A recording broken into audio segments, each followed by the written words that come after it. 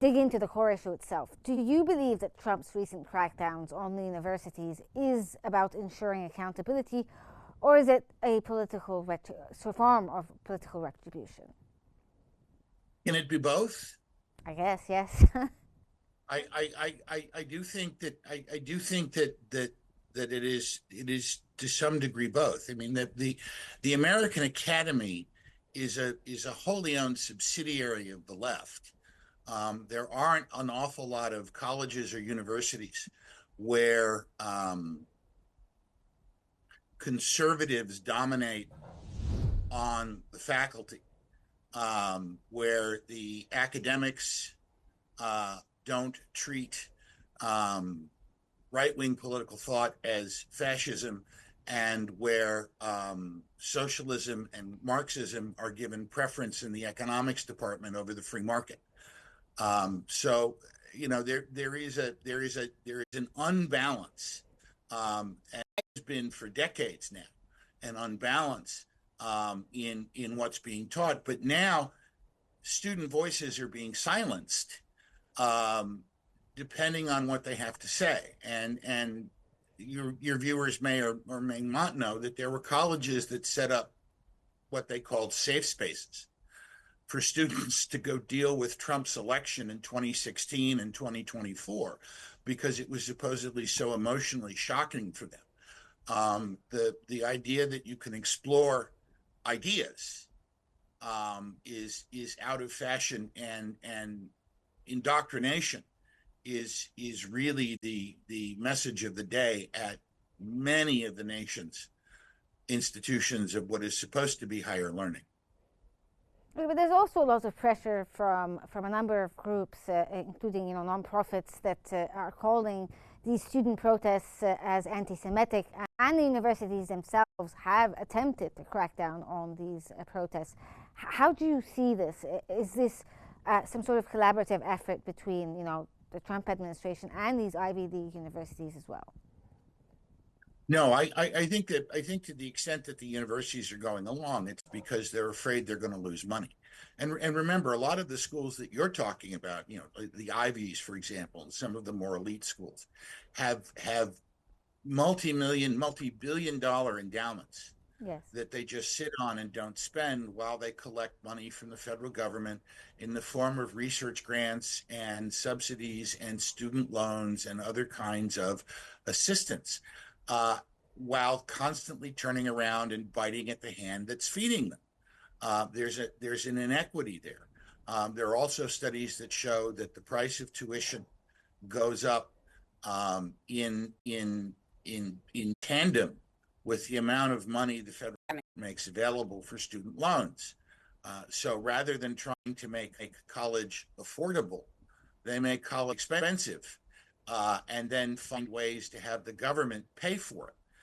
That's inequitable and unhelpful, particularly for middle and working class families who kids have the academic chops to go to the elite schools that are supposed to open the door to the pathway to success in the future, but can't manage the money.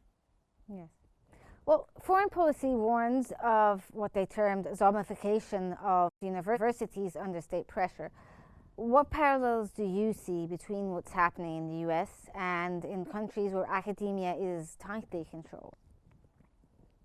Well, I do think that in many countries, the universities are isolated from what goes on in the real world. There's a reason that they're referred to as ivory towers. They're up high, they're over everybody, and they're elite. They're islands where people are taught about the world as it's supposed to be, not the world as it is. And this doesn't help them either. When I first started in journalism, I made the transition from working in politics to writing about politics and journalism. And almost to a person, the people in the newsroom said, "We're glad you didn't go to journalism school. We don't like your politics, but we're glad you didn't go to journalism school, because at least we don't have to unlearn you what you learned there." There's a lack of reality. There is an indoctrination that goes on. There is a constant spoon feeding of left-wing political, social, economic ideology and jargon at a lot of these schools, while right-wing speakers, conservative speakers are prevented from speaking on campus.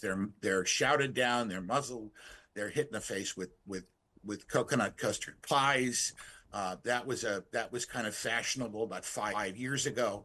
And that there really isn't the opportunity to engage in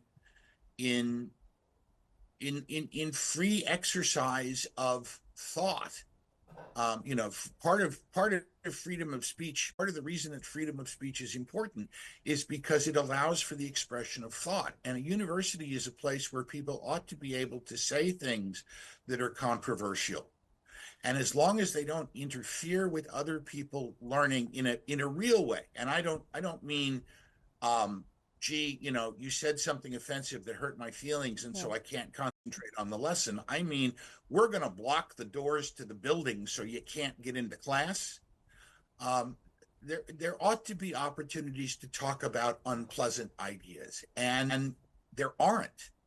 And it's been documented over and over again. There are websites in the United States like thecollegefix.com, which are devoted to college journalism, explaining how the university has become something other than a marketplace in which the exchange of ideas fuels education.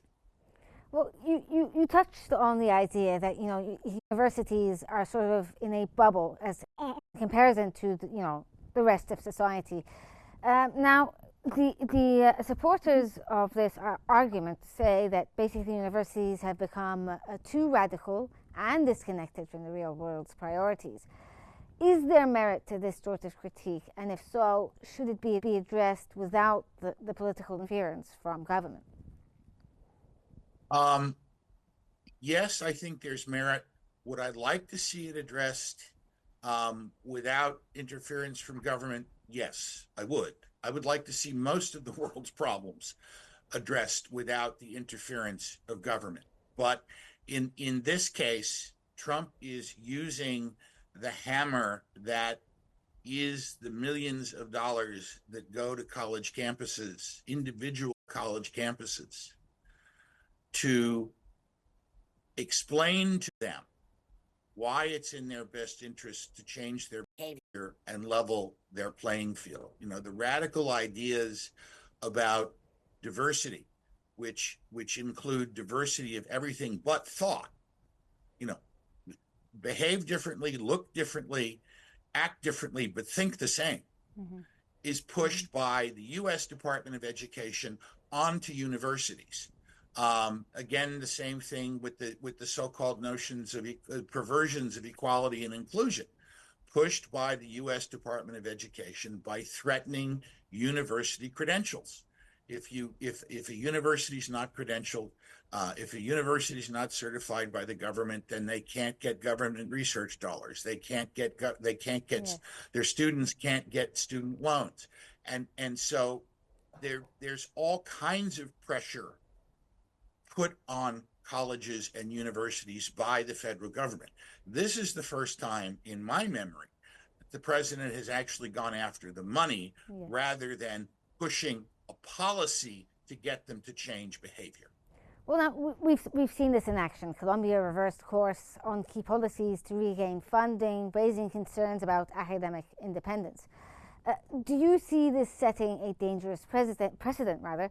And we've also seen other actions, not just the funding situation. We've seen visas being revoked and gag orders happening and so forth. There's a real fear among students and Americans in general that this is more authoritarian in terms of how free speech is being handled in the U.S.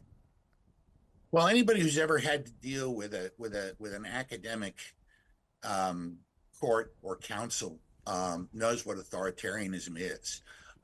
Students don't have rights on college campuses if they go against the established order. It's as though the Constitution gets suspended. And there are numerous cases documented again on websites like College Fix, where kids who have done things that are supportive of conservative values, supportive of free market politics, supportive of normal social norms, are sanctioned, suspended, expelled without any sense of due process. And so the situation now is authoritarian. And I think the Trump administration is responding in a tough way to that. Um, I mean, consider the fact that some of these elite professors, like Elizabeth Warren, who is now a United States senator, was making $200,000 a year, working 5 hours a week. I don't think that's good value for the money. I don't think that's serves the university or the students well.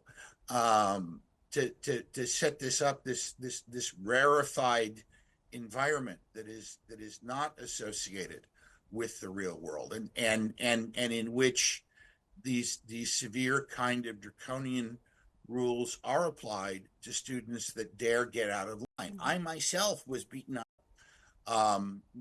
whilst leading a conservative campus protest back in the 1980s at George Washington University. I was leading a protest in support of U.S. foreign policy in Central America, and someone jumped out of the crowd and knocked me to the ground and started hitting me.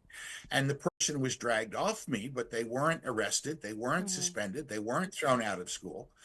Whereas if I had done that to someone leading a protest in support of the communist governments in Central America, I would have had my behind kicked out the door and sent home.